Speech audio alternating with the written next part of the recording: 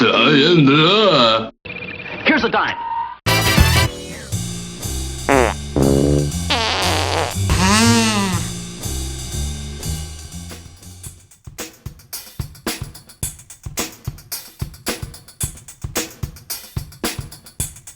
Okay, you people sit tight, hold the fort, and keep the home fires burning. If we're not back by dawn, call the president.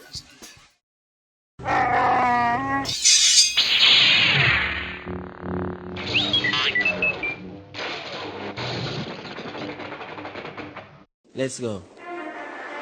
I carry you, Cha-Cha, deep down in my soul. Always hold my hand in a Cha-Cha, never let me go. I walk with you, Cha-Cha, deep down in my soul. Always hold my hand in a Cha-Cha, never let me go. I still walk with the Savior, each and everywhere that I go. Still not left out the most high. I not left out the most high. I still a walk with the Savior, each and everywhere that I go. Still not left King Tafari. I not left out the most high.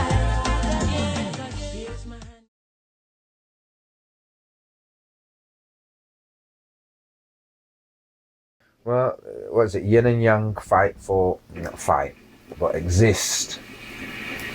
Intention.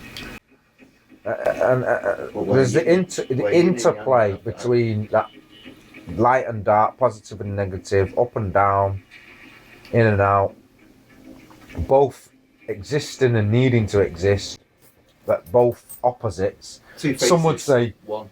Yeah, but the coin doesn't conflict with itself. The coin is itself. You know, that's the way things are. It's the thought process and the way people look at things as to whether they see it as positive or negative.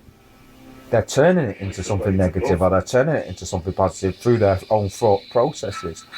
And that's what I'm saying, you know. Unity is above such polarity. Well, unity can be used as as bait, you know, because they use these words because they know what triggers amongst the poor people. It's like it says in the old version of 1984. You know, he controls the past, controls the future. He controls the present, controls the past. You know, and the real problem or the real truth in society is that you got the rich people and they have the power and they could control everything. Then you've got the middle class people who are, as they've put it, trying to replace the rich people and get into power. And then you've got, you know, who basically the middle class want power for themselves to get into the position of power. And then you've got the poor people who want power for everybody. And so the poor person really having that utopian idea, you know, that's what somebody has told the poor people, you can have that or it is possible. And yet society could get to that, but it involves everybody participating equally. So we've got to ask, who's not participating? Why do you think the poor people want power for everybody? Everyone plays a lotto.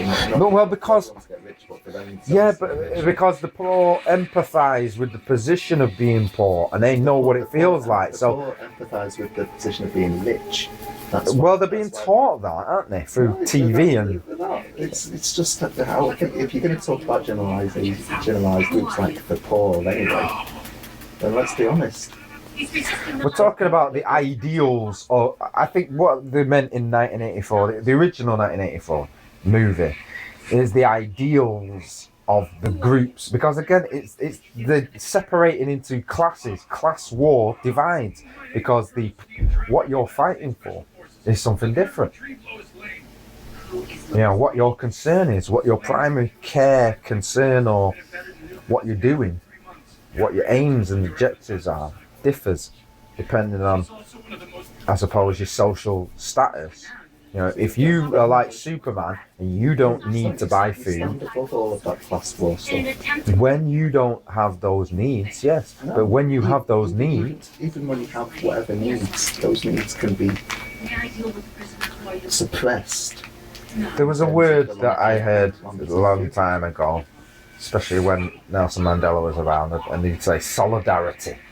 You remember that word, solidarity, you know, like, oh, and they're trying to show us that we're together. Not unity, solidarity. In fact, get that dictionary of yours out. Let's see what solidarity, what their definition of it is. Because the way they pour it into a situation, they'll say a word and people nod their head through ignorance and think, oh yeah, we know what that word means. Shush, don't let anyone think that you're stupid and don't know the meaning of a word. Oh, God forbid you're fallible as a human being. And we're all fallible. And don't forget, they write their speeches so that when they present it in front of us, it's all picture perfect. You know, it's not off the cuff, off the top of the head, because I think they're not very good at things that's off the top of the head, because having not lived and experienced anything, they'll probably find it difficult. Solidarity. Yeah, the solidarity. state of being solidly united in support of common interests. Right. Fellowship. Fellowship. Okay, I like that one. The fellowship of the ring and such. When the cause is a just cause. Right, so we got solidarity. Yeah. Now, unity. But it's like a uber unity, isn't it? It's the above man unity. It's the highest form of unity for the public good. And in reality, to bring that into reality, sometimes there are sacrifices of things that have to be made along the way. You know? Sometimes when you say sacrifices today, that sounds a dirty word. The point of Messiahhood is that everyone is the Messiah. Everyone becomes the Messiah through internal processes. Yeah. So it's not enough for a Messiah. Messiah doesn't need, is above such worldly concerns. He knows the Father's going to take care of him. But how can other people be brought up to the level, brought up to speed, made in contact with the Father? We have to be made aware of the lesson and such a lesson existing. Hence why some people will say the Bible is an important book, because it teaches some lessons that you just can't find in other books. But every time they bring out a new film about this Jesus guy, Yeah. it's like, oh, it's that guy. Yeah. That guy. It's not ever, oh, it's this guy. Because anytime you point fingers, you point back at you. Yeah. When in terms of Messiah, it's not that you guys stay at the bottom of the hill while I go and speak to the Father. It's that we all go up and speak to the Father. That was the whole point. The Israelites who you read about stayed at the bottom of the hill. What's the Father going to give them except a load of laws and regulations? Because you're not. You're talking about Moses. You're talking about those that fell asleep in Gethsemane and all of that. And there's. The point is that the Superman concepts that Uber mentioned, it's not just that one person stands like a colossus amongst men. It's that, come on, leave aside those petty concerns, elevate yourself in mind, heart, body, spirit. Yeah. Well, that's why it has to be relatable. Because if you're just reading about climbing walls and flying and things, that's not really relatable. That's just fantasy. And, you know, people spend far too much time living in fiction, fantasy. You know, hence, you know, because it's very easy to deal with fiction, isn't it? Fiction can be whatever you want it to be, and make that true. Oh, the world, it's lovely, yeah, the moon is made of cheese. And because you want to believe it, because you're solipsistic about the effects of not caring in a real worldly sense. Well, I'm going to say this, right? People who are like Ubermen, the people who don't have needs of their own because their needs are taken care of, and yet still don't use their great power to help anybody else, are solipsistic about the effect of them having so much of the resources that deny others having those resources when we're on our planet. And who says that they should get it?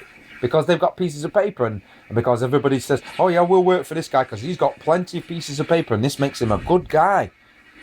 You know, there was somebody on the internet and they said, basically, you don't earn 10 and 20 million a year. You steal 10 and 20 million a year. You can't honestly earn such vast amounts of money without some kind of robbery or thieving going on. Nobody's going to pay that to the average working guy, you know? So why are these people So suddenly... do you know what solipsism means? Go on, give us the definition. It's the theory that the self and knowledge of the self is the only certainty. Yeah. And all else is unreal. Right. Which is soul. Go looking at the Mark Passio. Solus, alone. Yeah, alone. Ipsi, self. Yeah. So myself alone, which is how I kind of view it is like selfish. I'm selfish, and only the things that happen to me or matter to me or affect me matter, and to hell with everybody else. Well, no, it's not to hell with everyone else, but it's very Messiah-like. I am the beginning of the You could choose to look at it like that, but there's an impact.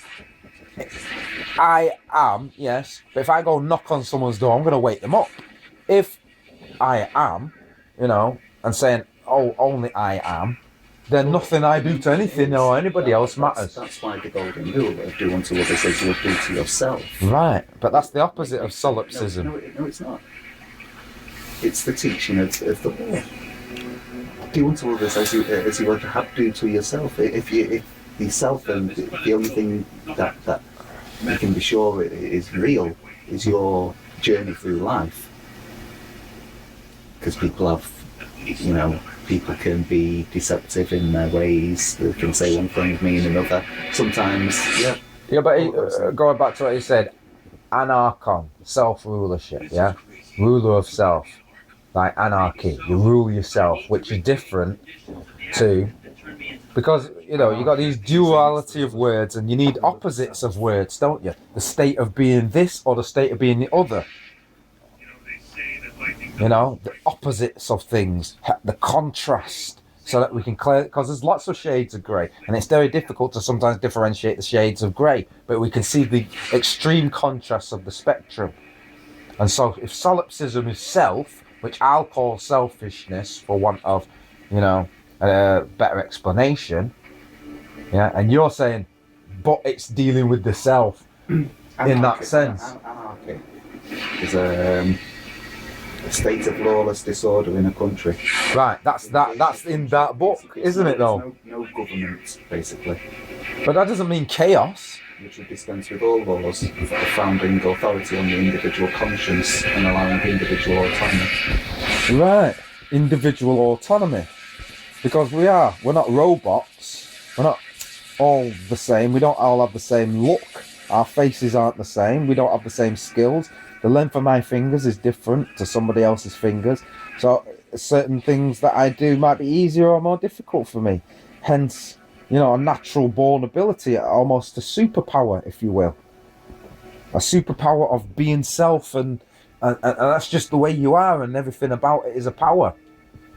That's one way of looking at it. So the myth can be viewed as being true when you look at it like that, as a metaphor for what we all are and how we're all different, how we have abilities that, you know, are profound and